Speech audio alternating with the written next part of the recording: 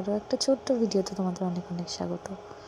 পৌষ সংক্রান্তিতে চলে গেছে, মাঘ মাস পড়ে গেছে, কিন্তু সংক্রান্তির দিন ছোটোবেলা থেকেই দেখে এসেছি যে বাড়িতে পিঠে রান্না করে মা।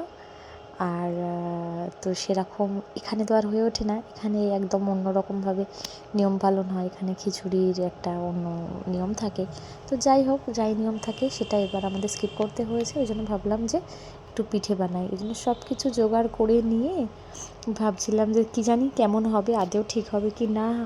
কিন্তু ভাবতে ভাবতে ফার্স্টের পিঠেটা এরকম হয়েছিল, একটুখানি শেপ এটার ভালো আসেনি।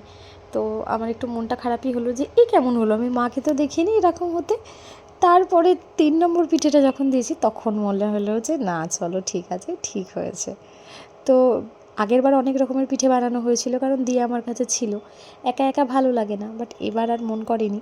কিন্তু তাও মন করেনি বললেও 3-4 দিন আমি এই ভাজা পিঠেটাই বানিয়েছিলাম, আর সবাই বেশ ভালো খেয়েওছে। অন্য সবাই যারা আমাদের ওখানে থাকো তারা তো অনেক রকমের পিঠে খেয়েছো বলো।